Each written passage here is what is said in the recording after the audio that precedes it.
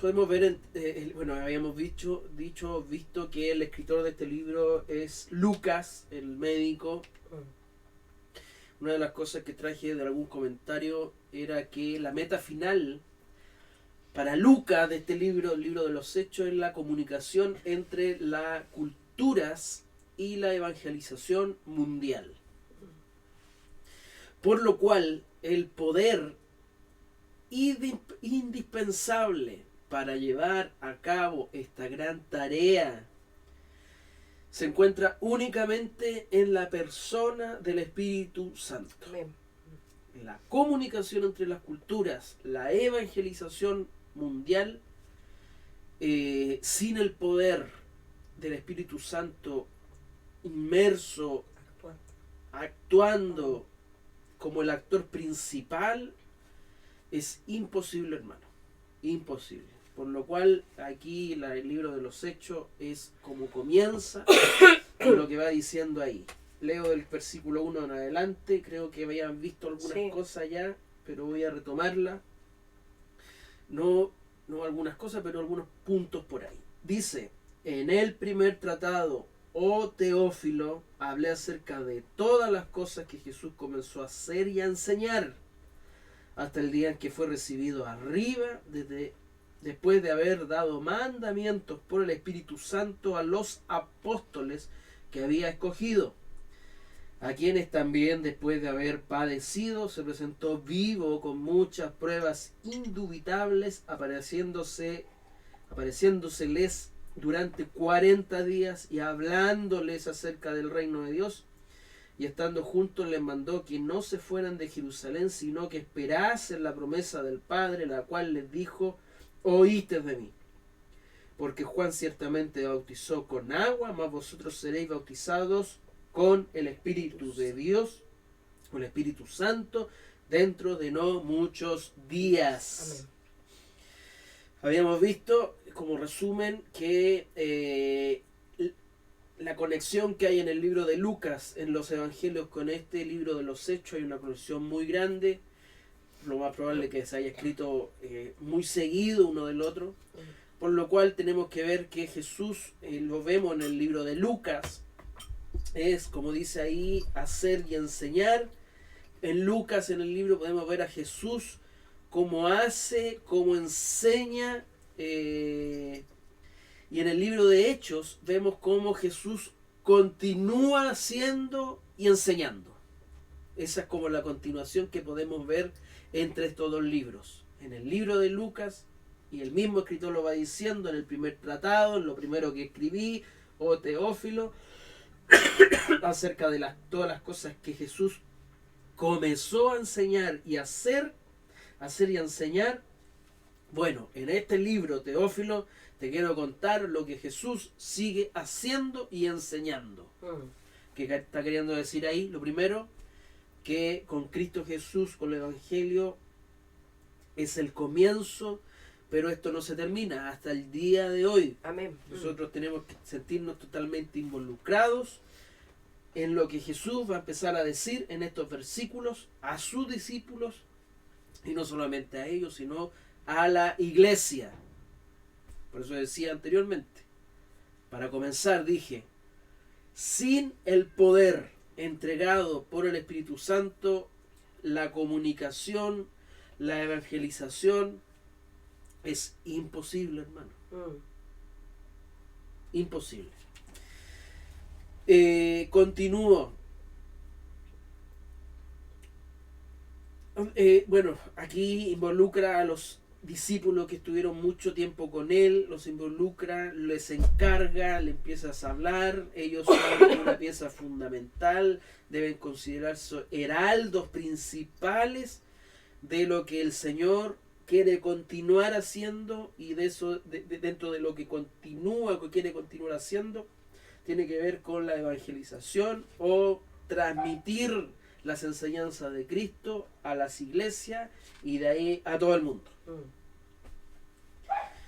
Lo que trata de decirle el Señor a los discípulos, a los que están con ellos ahí, después de haber resucitado, dice que por 40 días está con ellos, resucita, hay un periodo de 40 días porque Él sigue, como dice en el versículo, hablándoles acerca del reino. Y el libro de Hechos completo, podemos decir, es eso, es la extensión de la buena noticia en el poder del Espíritu Santo, es el tema de este libro de los Hechos. Lucas trata de dejar claro, preciso, quiere ser conciso en decir que es por el poder del Espíritu, del poder del mismo Espíritu Santo, que todos los hechos apostólicos, todo lo que va a ser la iglesia, el hablar, el transitar, comunicarse, se va a poder llevar a cabo. Por eso muchos dicen que este es los hechos del Espíritu Santo. O sea, hace referencia a eso. En donde el poder del Espíritu Santo, la manifestación de él, va a ser trascendental para que la iglesia avance. Y para lo que Cristo enseñó, hizo y enseñó, continúe. Qué interesante es lo que se va viendo ahí. Porque Cristo, Dios, en sus planes maravillosos está eligiendo a hombres. Está eligiendo a individuos tal como Pedro, como los apóstoles que van a mencionar en el versículo 13, Felipe, Bartolomé, sabiendo que Judas apostató de lo que estaba aprendiendo. Aún así se vuelve a elegir a otro hombre para continuar en este grupo el crecimiento y el avance de lo que está estipulado por Dios. Es el plan de Dios, no es el plan de ningún hombre. Amén.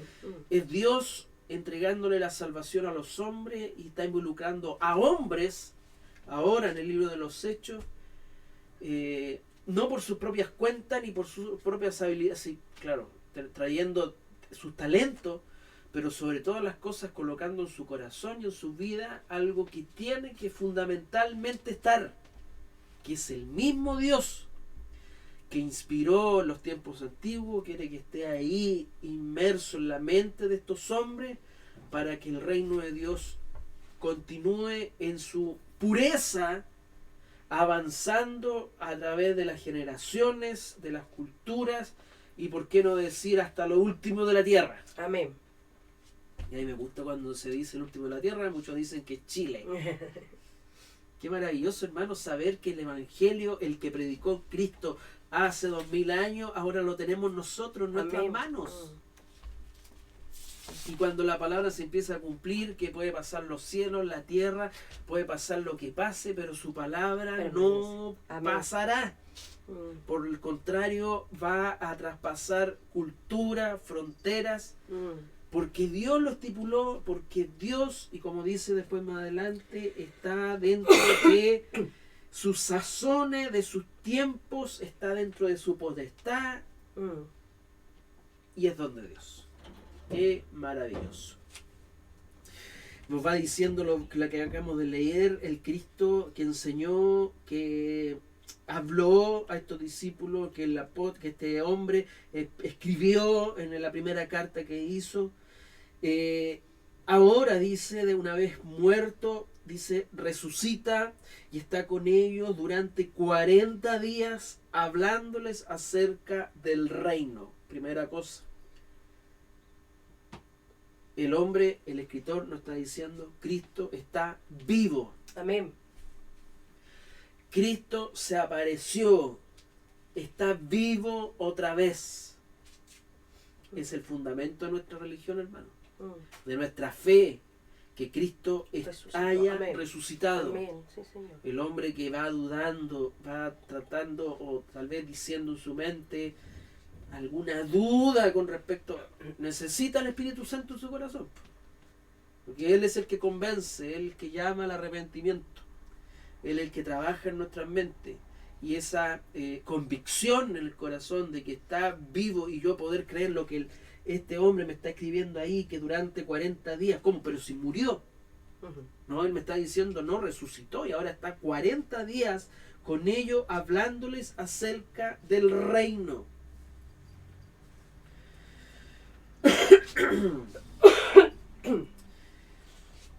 En otras partes, el mismo Lucas, el mismo escritor, en su carta de Lucas, por ejemplo en el capítulo 24, él nos va diciendo, entonces les abrió el entendimiento, y ahí podemos ver y empezar a ver en qué habló Jesús en ese tiempo, en esos 40 días, qué podía haberle enseñado más. El mismo escritor va diciendo en su carta, entonces les abrió el entendimiento para que comprendiesen las escrituras.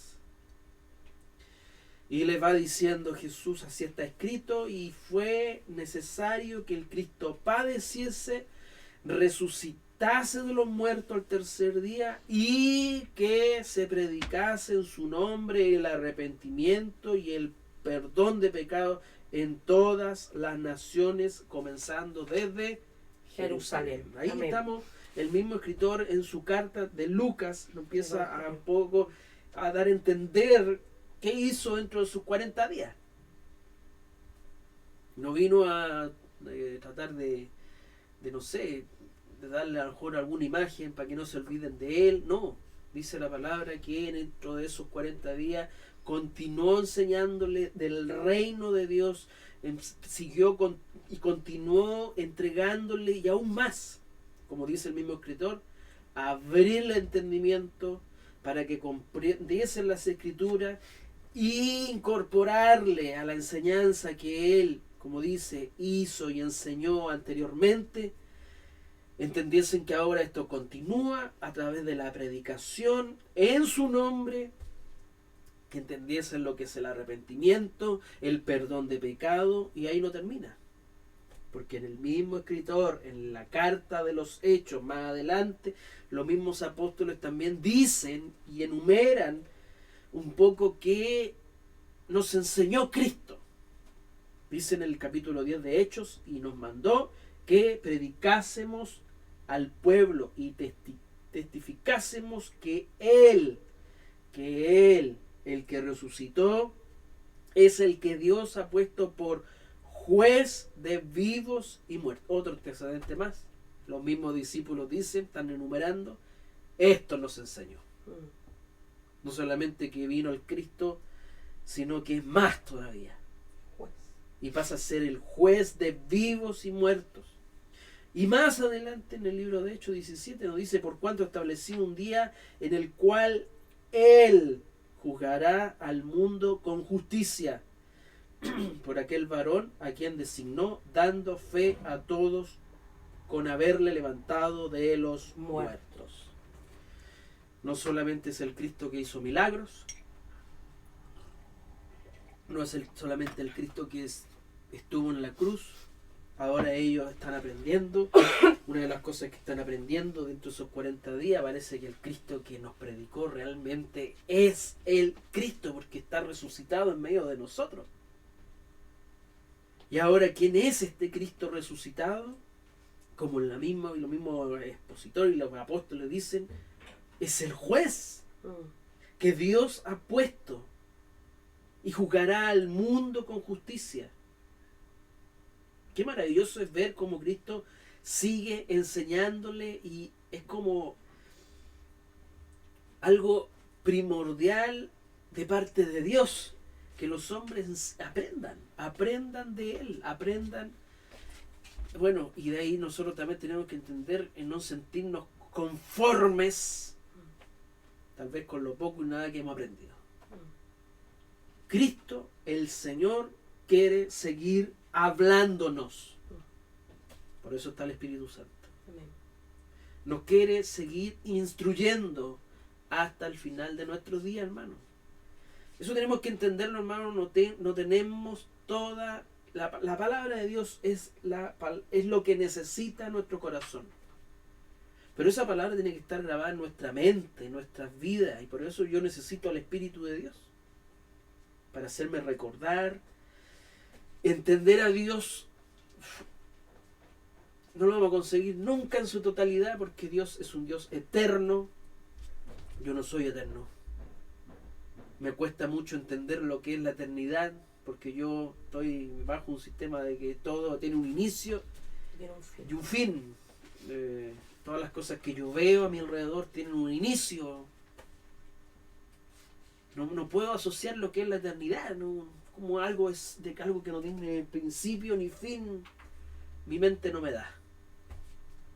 Pero aún así, Dios quiere entregar una porción necesaria a nuestra mente para poder entender a Dios. Y más que entenderlo, hermano, creerle. Y más que creerle, hermano, obedecerle. Amén. Y más que obedecerle, amarlo de todo nuestro corazón. Amén. Parece que es necesario el Espíritu Santo en nuestra vida. Parece que es necesario que Dios haga habitación en mi corazón, porque pareciese que yo, con mi incapacidad, se me hace imposible. Comisión de los apóstoles, dice el versículo 4, y lo leíamos, y estando juntos les mandó. Estando, empieza la comisión. Ya han aprendido, ya han estado conmigo, y una de las cosas que le quiero enseñar, que aprendan, es que yo los tengo que mandar. ¿A qué? Dice la otra versión, y aporta algo una vez, dice la otra versión, eso de estando, en el versículo 4, y estando juntos les mandó. La otra versión dice, una vez, mientras comía con ellos, les ordenó. Igual las comidas. Es interesante estar comiendo. Parece que Jesús, después de resucitado, necesitaba comer. ¿No?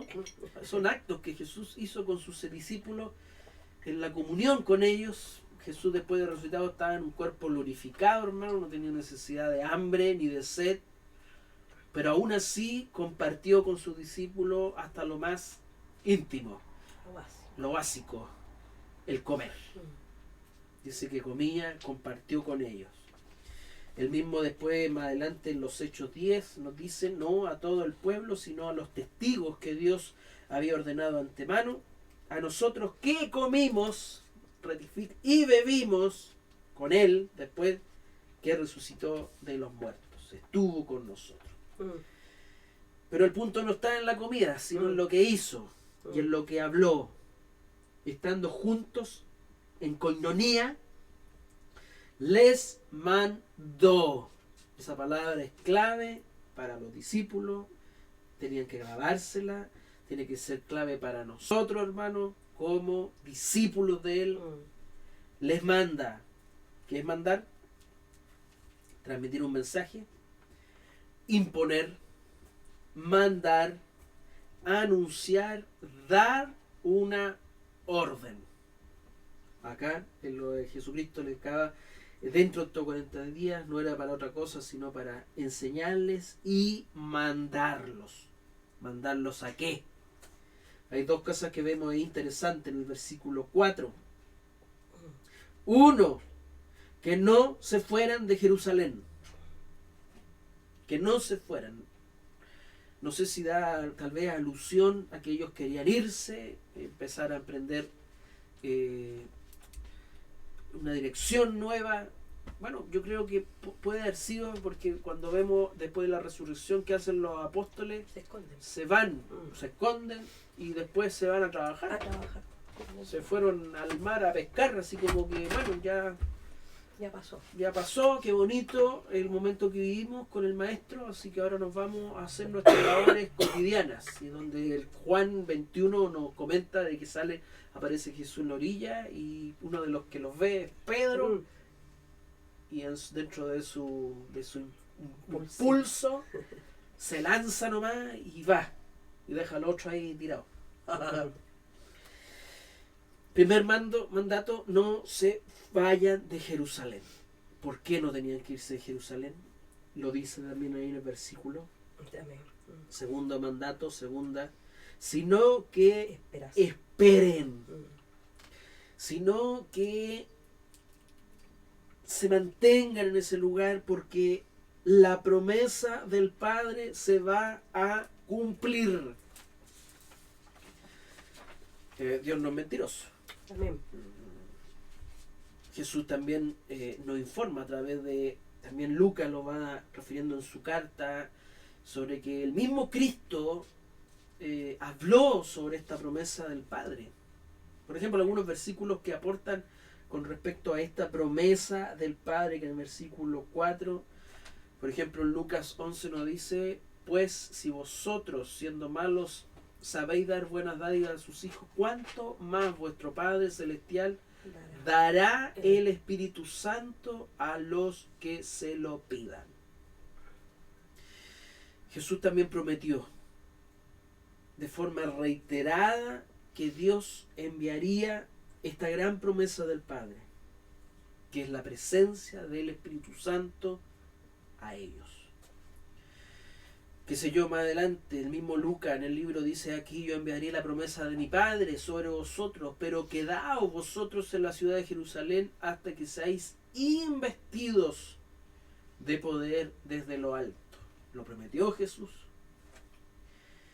Lo informó también el libro de Juan, capítulos 14, 15, 16, habla sobre el Consolador, el Espíritu Santo, a quien el Padre enviará en mi nombre, Él os enseñará todas las cosas, recordará todo.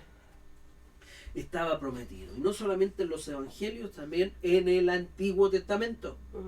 Por eso dice él: no se vayan, esperen, viene la promesa del Padre, estaba escrita. Y en el Antiguo Testamento está escrita. Por ejemplo, citando dos citas, Isaías 44:3, porque yo derramaré aguas sobre el sequedal y ríos sobre la tierra árida, mi espíritu derramaré sobre tu generación y mi bendición sobre tus renuevos. Amén.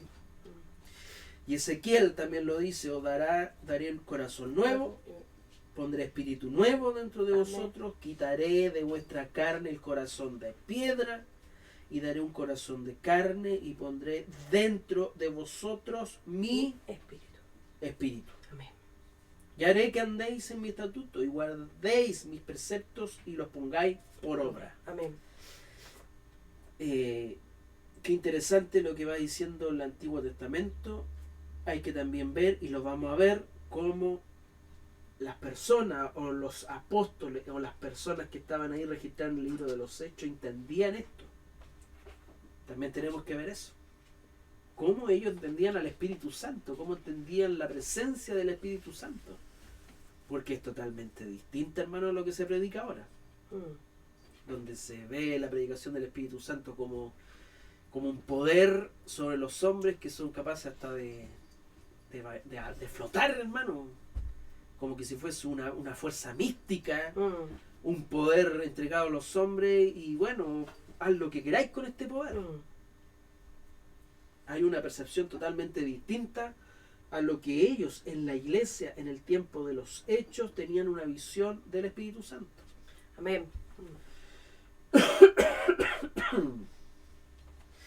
Sigo, y dice el versículo 5.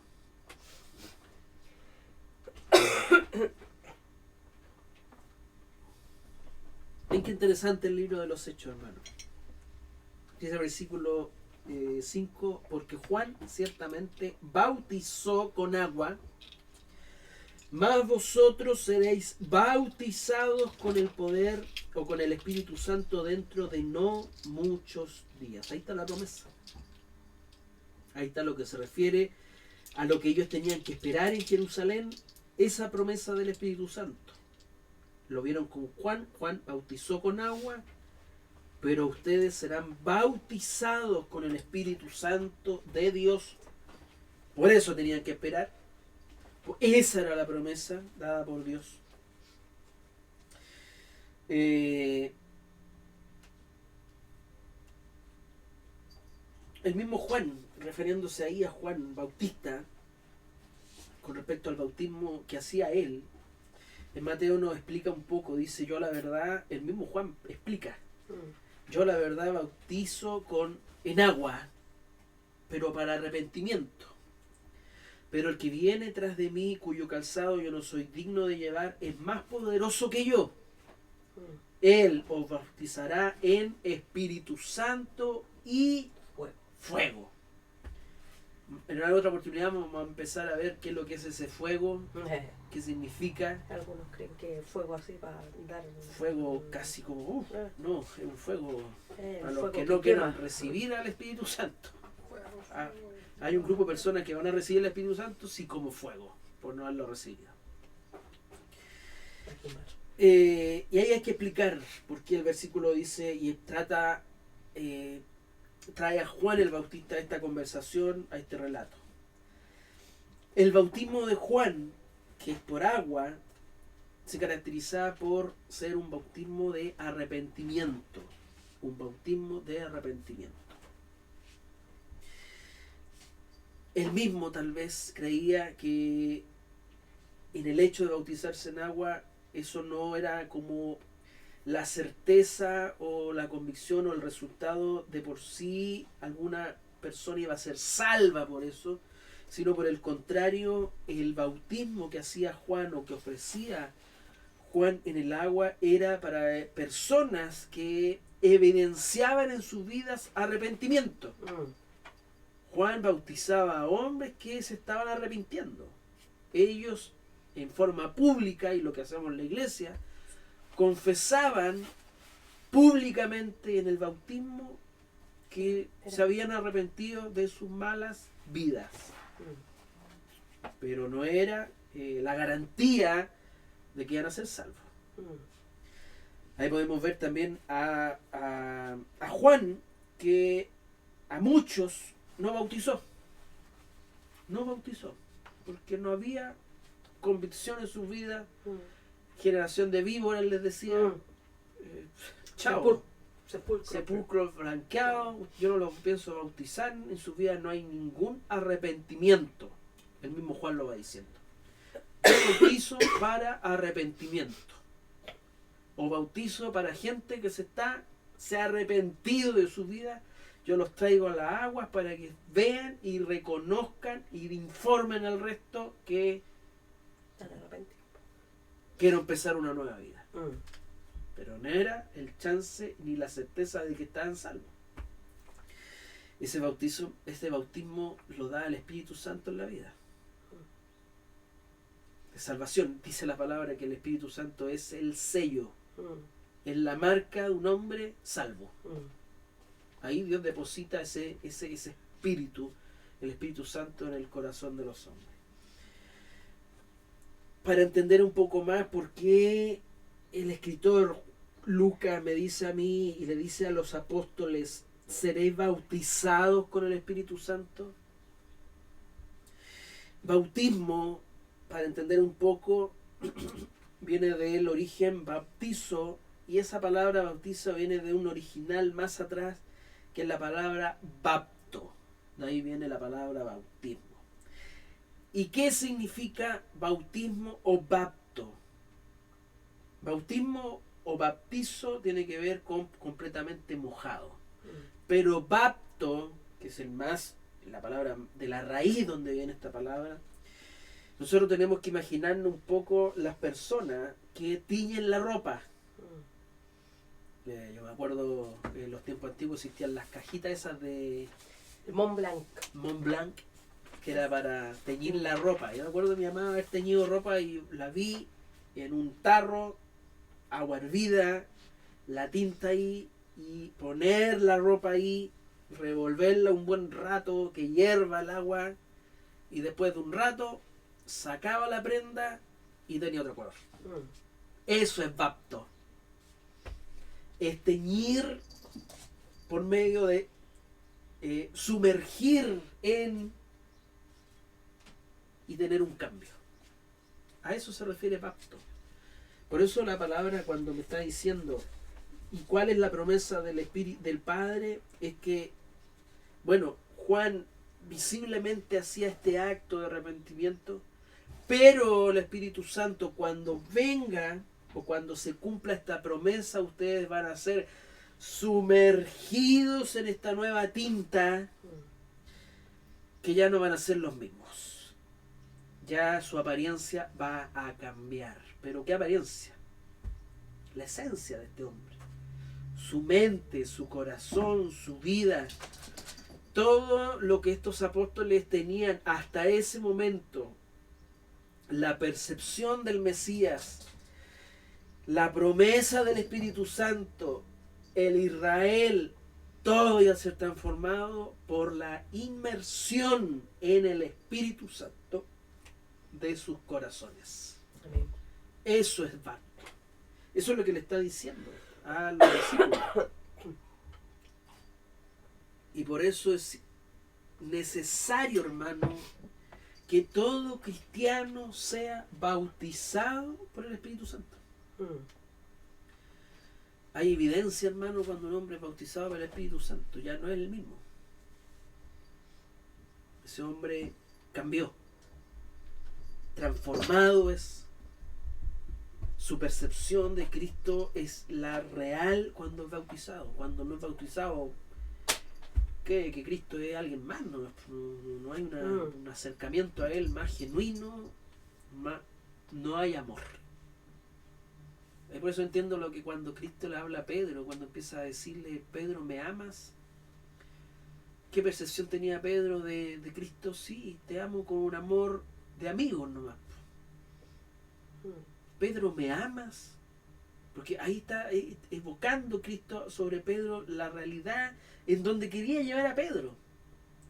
Pedro, ¿me amas? Sí, Señor, todavía está en su mente. Sí, te aprecio como un gran amigo, como me caes bien, como un amigo. Con los amigos no tenemos una afiliación más allá, somos amigos nomás. Y por tercera le pregunta, Pedro, ¿me amas? Y ahí es donde viene el corazón a entristecerse de Pedro. Y después Pedro lo explica en sus cartas. O sea, vemos delante el Pedro, viene el Espíritu Santo y después lo vemos a Pedro después, ¿no? En los capítulos que sigue, hermano, en un discurso de Pedro, hermano, ¿qué le pasó a Pedro? ¿Qué le pasó? Es ahí donde la importancia, hermano, la importancia de todo cristiano, ser bautizado por el Espíritu Santo. Que el Señor nos ayude en eso. Amén. Dice un escritor, lo voy a citar tal como es, dice el Espíritu Santo estaba asociado tanto con la purificación, por ejemplo el bautismo, como con la sabiduría o profecía, el segmento del judaísmo antiguo. Sin embargo, por lo común, el énfasis se ponía sobre el don de profecía, hablar con Dios, estando bajo su inspiración.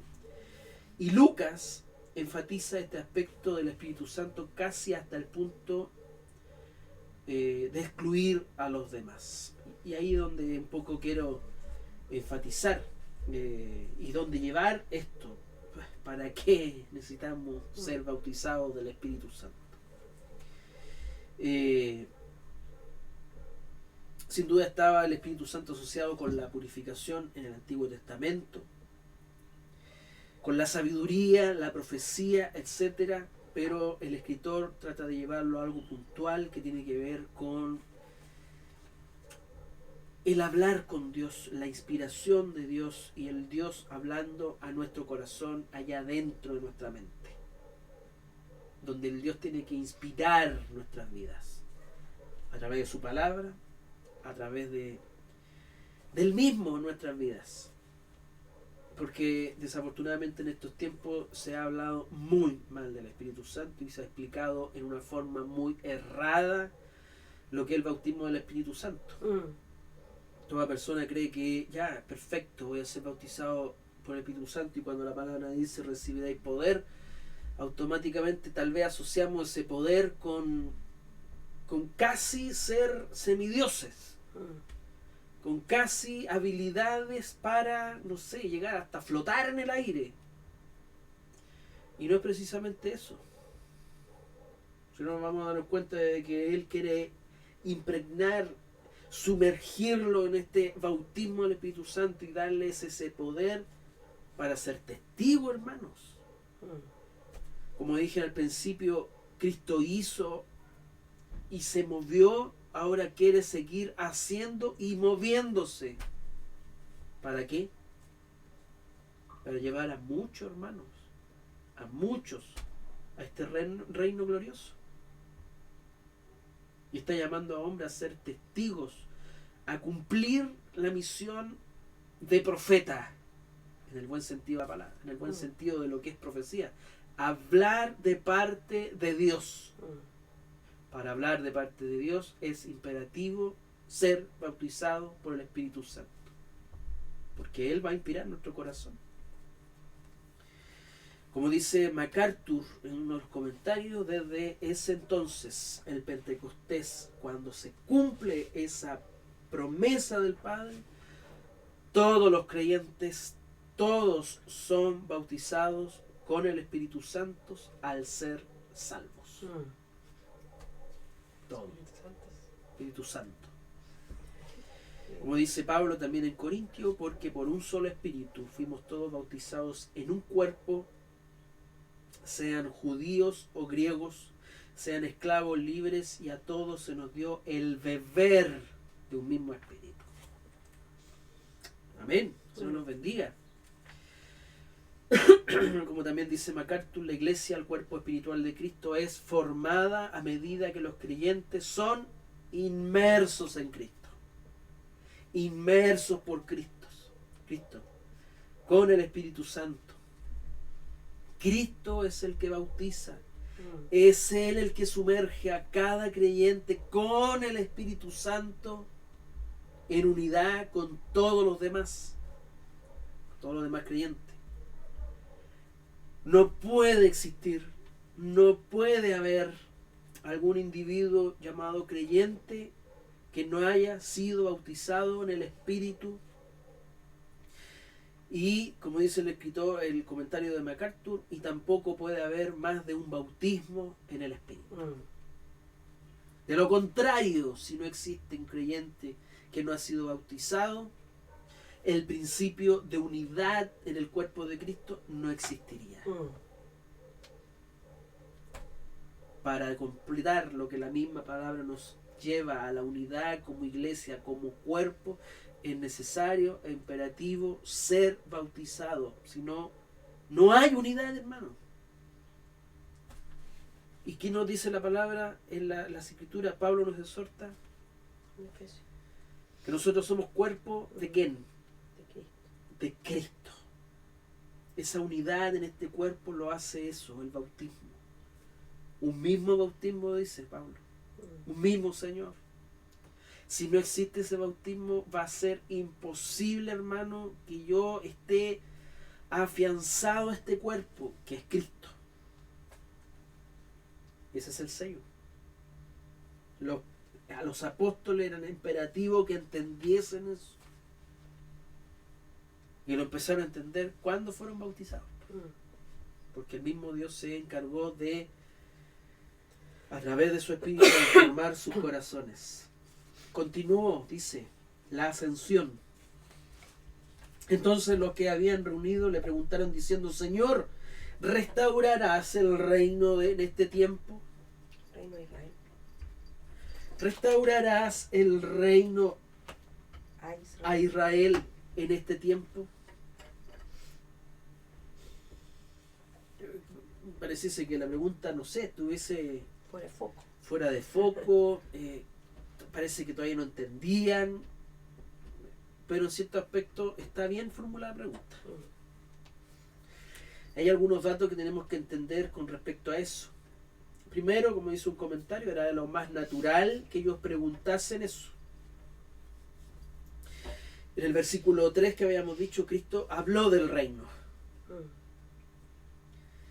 Y ellos, para poder entender, también tenían la percepción de la presencia del Espíritu Santo con respecto o en base al contexto de la restauración de Israel. Ellos entendían, sabían de las Escrituras y sabían que, y lo más probable que entendían la presencia del Espíritu Santo como algo primordial para que el reino de Israel se restaurara una vez que viniese el pueblo, o sea, viniese la presencia de Israel, o sea, la presencia del Espíritu Santo sobre sus vidas. Ellos evocaban, ellos entendían que la presencia del Espíritu Santo les iba a ayudar a un poco restaurar este Israel que estaba siendo oprimido, perjudicado por el gobierno que estaba Ellos todavía tenían la percepción de un gobierno terrenal. No nos olvidemos que, y lo hemos explicado muchas veces, los judíos esperaban siempre, siempre estuvo hasta el día de hoy, esperan este Mesías poderoso que va a venir con un ejército a romper toda opresión, instaurar un reino, y cuando viniese ese Mesías iba a venir el Espíritu Santo, el Espíritu de Dios, a transformar todas las mentes, los corazones, e instaurar la verdadera religión, el judaísmo. Todavía estaba impregnado en sus corazones. De ahí nace esa pregunta, y también nace dentro de lo que ellos tenían la percepción del Espíritu Santo, que es totalmente distinta a lo que después en el transcurso de los evangelios o de las cartas de Pablo nos explica con mayor claridad. Tenemos que entender que en el tiempo de que están ahí estos hombres no tenían el Nuevo Testamento. No tenían la fuente de poder entender el Espíritu Santo realmente, porque no existían las cartas de Pablo, no existían los evangelios. El primer evangelio se escribió en el año 55-60. Estamos viendo este transcurso de la historia en el año 33, 30. No existía el Nuevo Testamento. Así que la percepción del Espíritu Santo para ellos todavía está radicada en el Antiguo Testamento y en base a la restauración de Israel. Hay que entenderlo eso. ¿Qué dice Cristo con respecto a la pregunta? No os toca a vosotros saber los tiempos y las sazones que el Padre puso en su sola potestad. Me acordé en delante un texto en Deuteronomio 29, que a mí me encanta, si lo tengo anotado bien.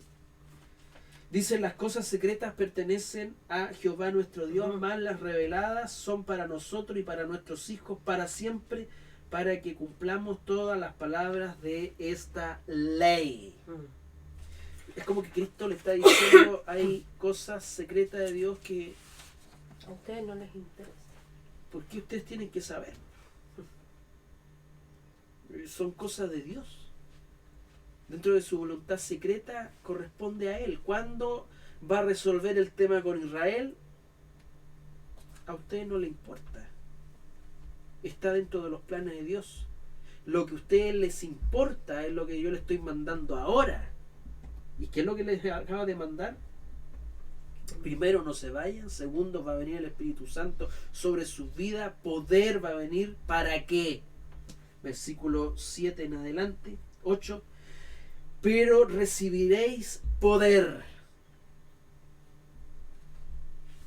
cuando haya venido sobre vosotros el Espíritu Santo. Maravilloso. Dejémoslo hasta ahí. Me gusta. Porque esa palabra poder es como...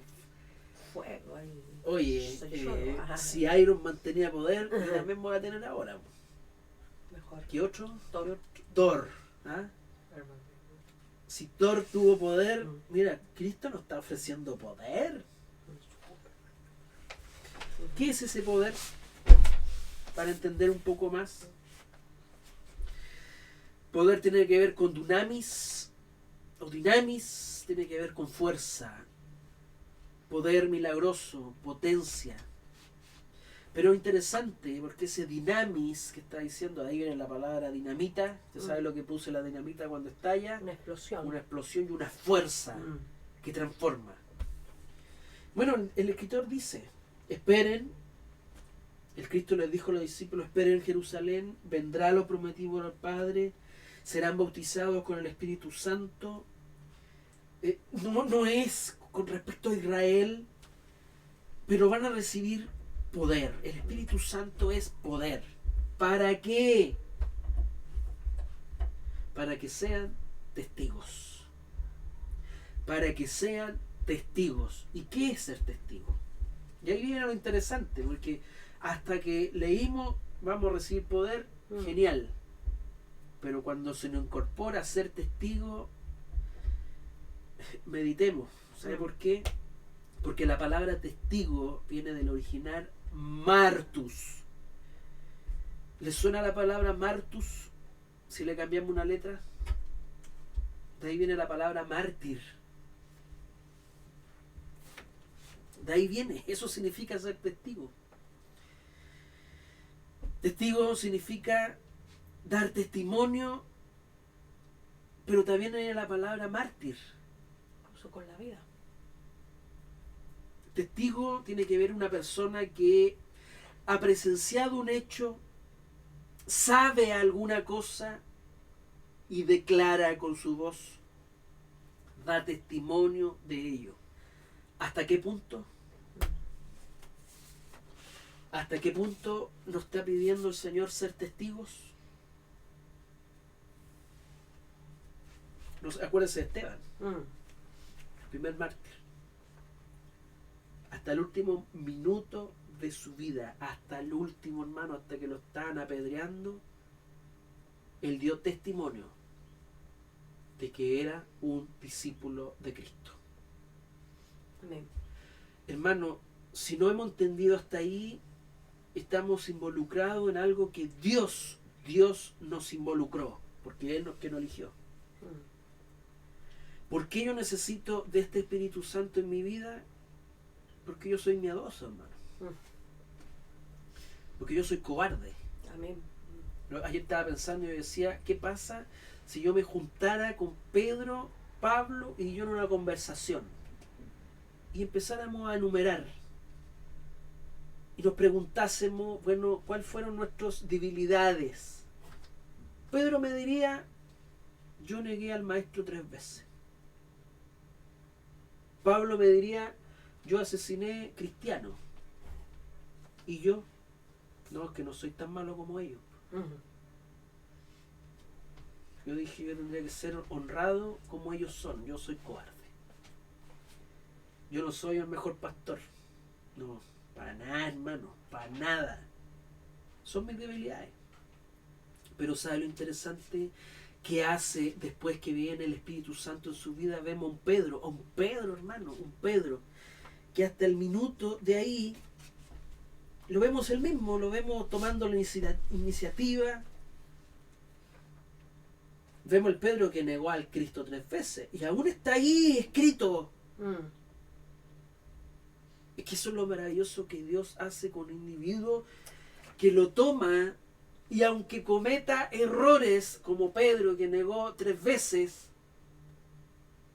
aún Cristo quiere continuar, seguir avanzando con lo que Él estableció, el reino de Dios. A Pedro lo toma, no considera esa negación, lo ve y quiere seguir transformando su vida. Por eso yo necesito a este Dios aquí adentro, hermano, aquí. Yo lo necesito, hermano. Porque el día lunes se me olvida ser cristiano. Porque el martes sí tengo reunión, pero es que no tengo ganas. ¿Cuántas veces no hemos dicho? ¿Necesito a Dios o no? Porque no me dan ganas de leer. Porque no tengo ganas. Porque cuando estoy aburrido, ¿qué hago? No clamo al Espíritu Santo que está viviendo en mí. No. Empiezo a buscar cosas para quitarme aburrimiento.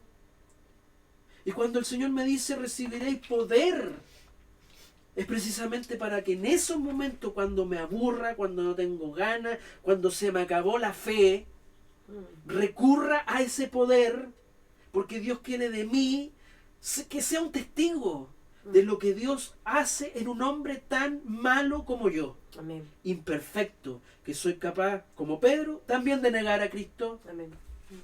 Como Pablo, que asesinaba a cristianos, él después se da cuenta, sí, teniendo a Cristo en mi vida, Él me perdona, no toma en cuenta, y gracias a Él son lo que fueron. Por eso la carta de hecho es tan importante para mí como cristiano, porque es el Dios que sigue y quiere seguir trabajando en la iglesia. Por eso hemos estudiado en hebreo que Cristo, ¿qué es lo que es ahora? ¿Por qué ascendió? Para ser mi sacerdote, mi sumo sacerdote, porque yo no puedo acercarme a Dios, porque si no me muero. Cristo ascendió al cielo para ser mi abogado, porque, y el abogado, ¿para quién son? ¿Es para defender al inocente, al que no ha hecho nada? Es para poder defender al culpable, al que ha cometido errores. Ellos necesitan abogados. Ellos necesitan una justicia que los ayude. Por eso yo necesito a Dios. Por eso necesito. ¿Y Dios qué está haciendo a través del libro de los Hechos? Diciéndole a los apóstoles, diciéndole a la iglesia, tú necesitas este poder para transformarte, para cambiar tu alma, tu vida y que seas mi testigo. ¿Hasta qué punto? ¿Quieres ser mi testigo? ¿Quieres ser mi mártir? Ahí para pensarlo, ¿no? Por eso yo necesito el Espíritu Santo en mi corazón, porque ser testigo implica que Dios transforme mi mente. ¿Hasta qué punto? Avanzo rápido. Y hay que entender una cosa con respecto aquí al pueblo, a estos hombres que están inmersos en este tiempo, cuando fue escrito la carta de los Hechos. ¿Qué significaba para ellos? Leí en un comentario, un hombre aquí, el escritor, hacía dos preguntas. Primero decía, ¿qué concepto tenían los 120 cristianos que aparecen ahí en el versículo 15, que estaban junto con los apóstoles, esperando la promesa del Padre? ¿Qué concepto tenían ellos, esos cristianos judíos, esa iglesia que esperaba del Espíritu Santo? Como dije anteriormente, no podemos pensar en ellos como nosotros ahora tenemos la información a través de la Biblia. Podemos, si usted quiere saber más del Espíritu Santo, estudie las Escrituras y va a saber. Ellos no tenían el Nuevo Testamento. La percepción del Espíritu Santo era totalmente distinta para ellos. Podemos verlo reflejado en los distintos hombres a través de la Biblia. Por ejemplo, ¿se acuerda de Elizabeth cuando estaba frente a María? El escritor me dice, en Lucas, lleno del Espíritu Santo, la mujer, porque dice que se acerca a María, su vientre se mueve y ella evoca una palabra, una confesión. Habla sobre el Señor. Y el escritor me dice, el Espíritu Santo está sobre Elizabeth y ella habla. Esas son las percepciones que ellos tenían. El mismo Juan Bautista, la percepción que tenía del Espíritu Santo. Yo bautismo con agua, pero el que viene después de mí, bautizar con el Espíritu Santo y fuego. Entonces el escritor, este hombre, me hace otra pregunta. Entonces, ¿qué es exactamente lo que estaban esperando estos hombres en su espera del Espíritu Santo cuando oyeron a Jesús decir, recibiréis poder cuando el Espíritu Santo haya venido sobre vosotros? La fe en el Espíritu Santo era fundamental para Israel. Fundamental. Ellos, o el origen de la palabra espíritu, en el original griego, que significa neuma, espíritu significa neuma, significa viento, soplo. Y ellos simbolizaban o veían al Espíritu Santo a través de símbolos, como el agua, el fuego, el aire, el viento. Por lo cual ellos evocaban o veían en el Espíritu Santo una presencia muy fuerte. Por ejemplo, como el viento. Cuando el viento agita el mar en la creación, ¿no? ellos veían la presencia o veían a este Espíritu Santo como una presencia tan fuerte que era capaz de arrebatar profetas. Ellos veían esta presencia como el soplo vital del ser humano. Ellos veían a este Espíritu Santo como una fuerza de Dios, un dinamismo de Dios. Ellos veían como la vida misma que se le da al hombre. La inspiración, y algo interesante y algo fundamental. Ellos veían al Espíritu Santo como la inspiración dada por Dios a los profetas. Ellos así veían el Espíritu Santo. Hay un escritor que explica y da 4 funciones básicas sobre el pensamiento judío con respecto al Espíritu Santo. Y dice este escritor, 1, el Espíritu Santo era la persona que traía la verdad de Dios a los hombres. Otra función que ellos veían, los judíos antiguos, sobre el Espíritu Santo, es que era el Espíritu Santo el que capacitaba también a este individuo para reconocer esa verdad cuando la veían.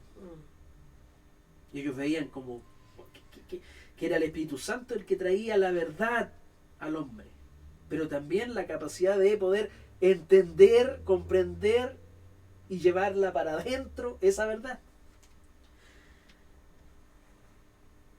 Los judíos, dice este escritor, que relacionaban al Espíritu Santo particularmente con la obra de la creación, con el crear, con el inyectar en la vida del hombre y de las cosas la vida. Y también los judíos relacionaban al Espíritu Santo sobre todo con la obra de regeneración. Era el Espíritu Santo el que se movía para crear, pero también para regenerar. Para recrear, para hacerlo, o recrear, hacerlo de nuevo. O hacerlo de nuevo, dar vida. Así veían los judíos esta presencia del Espíritu Santo. Por lo cual hay un periodo, hermano, que se llaman los 400 años de silencio, en donde Malaquías, como vemos ahí en la Biblia, termina y después aparecemos en Mateo. Ahí transcurren 400 años. ¿Qué pasa con Israel? ¿Qué pasa con la percepción del Israel o del judío con respecto al Espíritu Santo que inspiraba a hombre a la verdad? ¿Sabes lo que esperaban? ¿Sabes lo que veían los hombres, los judíos? Dios cerró los cielos. Ya no hay verdad dentro de estos 400 años. Dios cerró esa comunicación con los hombres a través de este espíritu que movía así lo veían los judíos.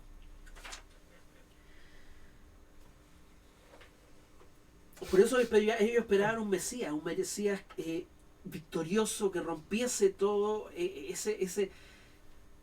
esa opresión, porque viniendo este Mesías los cielos se iban a abrir y a través de este Mesías la incorporación nuevamente de esa presencia se iba a ser restaurada.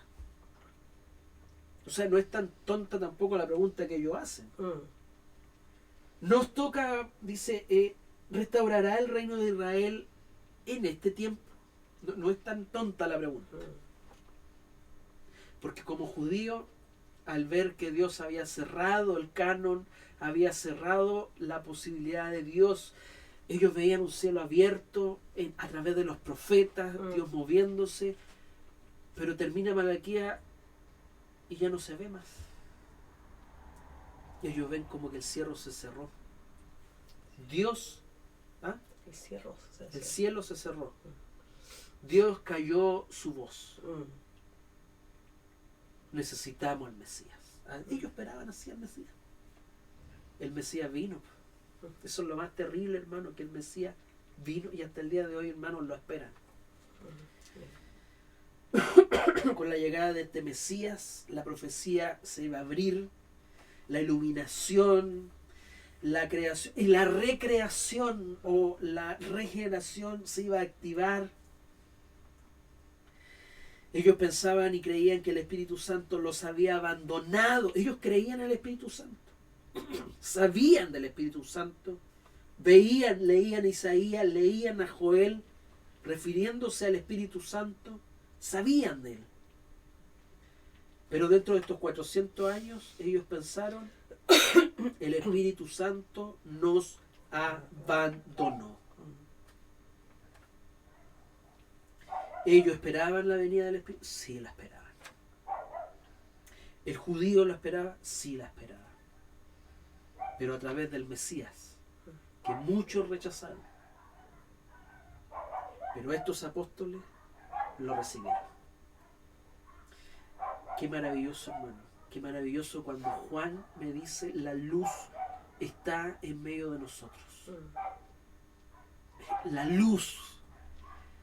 Gracias a él, Juan lo explica en 1 Juan, es como que dijera, mis ojos se me abrieron y me di cuenta, él es el Mesías. Yo lo toqué, lo vi, lo palpé, lo abracé.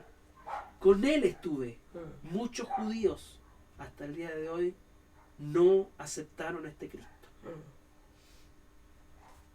Y están esperando todavía la venida del Espíritu. Esa fuerza, ese poder que va como fuego a eliminar a todos los herejes. No, Cristo, el Mesías ya vino. Y Hechos, el médico Lucas me dice, sí, este Mesías resucitó de los muertos, estuvo con los discípulos 40 días, les enseñó y les habló de la promesa que estaba escrita. Esperen aquí, el Espíritu Santo ahora viene.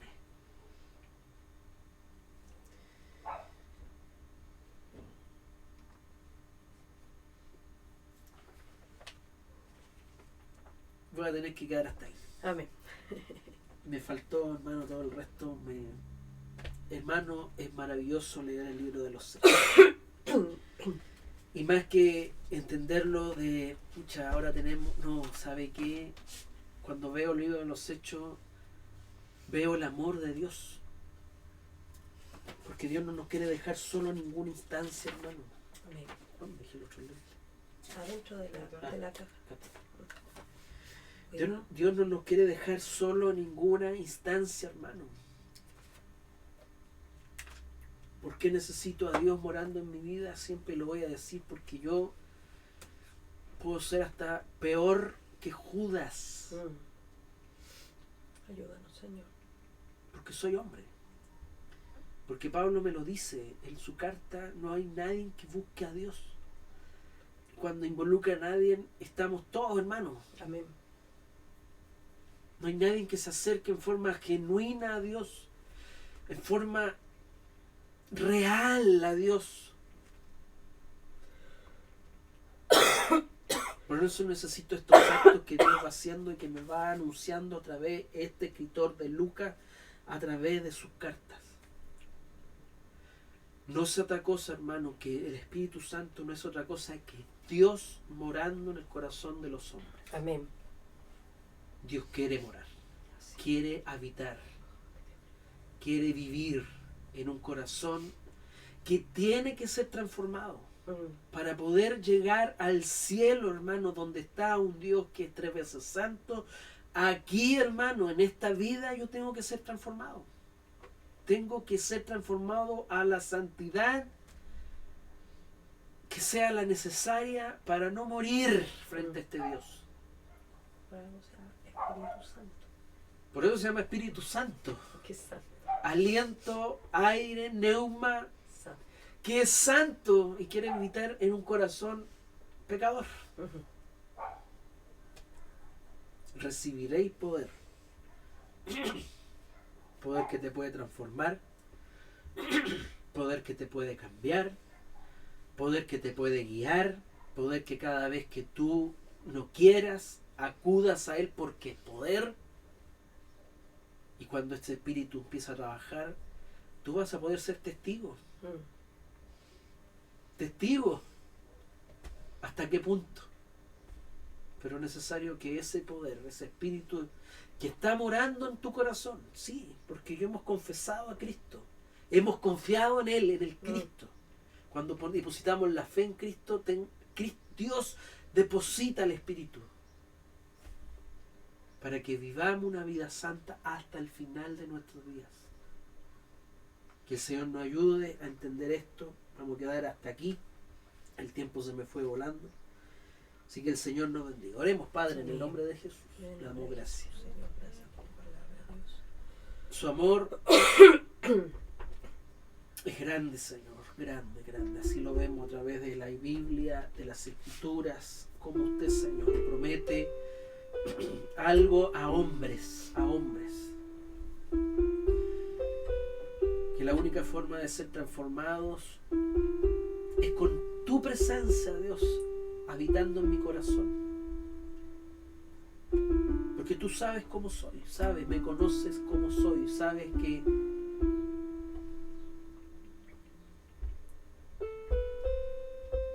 sabes, Señor, tal vez lo que me cuesta a veces ser fiel. Sí, Señor. Ayúdame, Señor.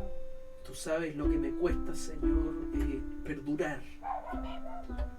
Porque cuando empiezan a haber cosas que me resultan bien, mi mente me da una mala jugada y me olvido de ti. Hasta que nuevamente viene el momento malo. Y me acuerdo de ti, Señor. Ayúdame a vivir, Señor, buscando tu rostro. En el momento bueno, en el momento malo. Amén. En la alegría, en la tristeza, en el aburrimiento. En los momentos de satisfacción, poder pedir tu ayuda para no ir más allá y pecar. Amén, Señor. Qué maravilloso es entender, Señor, que tú estás con nosotros ahora, Señor. Y no nos dejas solos, Señor. Porque cuando quiero buscarte, Señor, mi carne, mi mente no quiere. ¿Cómo no entender, Señor, que tú estás ahí para ayudarme? Ese consolador, la gran ayuda que eres tú, Jesús, que eres tú, Espíritu Santo, para ayudarme a ser santo. Ayúdame, Señor, a creer, a darme cuenta, Señor, que tú quieres estar, Señor. Aunque abra los ojos y vea el mundo funcionando como todos los días, casi igual, no ha pasado nada. Pero es que tú lo has decretado así, Señor. Y mi vida cristiana se va a ver reflejada allá, en el final. Amén, Señor. Es allá, en el final de los tiempos, cuando me voy a dar cuenta por qué no busqué. ¿Por qué cuando estaba todo funcionando bien no me humillé a ti, Señor? ¿Por qué no lo hice, Señor? Por favor, Dios, ayúdanos, Señor, a ser fieles, Señor. Sí, Señor Jesús. Te pido, Señor, no nos dejes tranquilos, Señor. Remécenos, muévenos, Señor, que nos demos cuenta de que el vivir hoy en ti, va a depender mi salvación al final de los tiempos. Sí, Señor. Si no te busco hoy, si no te conozco hoy, si no te llamo, si no abro la puerta cada vez que tú estás golpeando. Amén. Ayúdame a entender, Señor, que es hoy, Señor, y no mañana, que tengo que buscarte a ti, oh Dios. Amén, Señor Jesús. Hoy, Señor, el conocerte, el saber de ti, porque el saber de ti, Señor, me va a hacer ser un testigo. Amén. Y con el mismo poder que ha estado trabajando en mí para ayudarme, Me vas a ayudar para poder decirle al débil, al pobre en espíritu: yo conozco esa riqueza que es Cristo Jesús. Amén. Humilla mi corazón, Señor, mi vida, mis hermanos, Señor, que somos pocos los que estamos conectados, Señor. Es tu plan, eres tú, Señor, porque ¿qué más podemos hacer si la iglesia ha entrado a sus hogares y se cumple lo que la palabra dice? Aún así no buscan, no quieren, no les interesa. Necesito de ti, Señor. Mi hermano necesita de ti. Cada uno, Señor, de los que yo conozco necesitan de ti. Porque la única forma de buscarte, de vivir en santidad, de humillarnos, de amarte, de ser fieles, de ser valientes, Señor, es buscándote a ti. Porque fuera de ti no somos nada. Amén. Gracias, Padre, en el nombre de Jesús.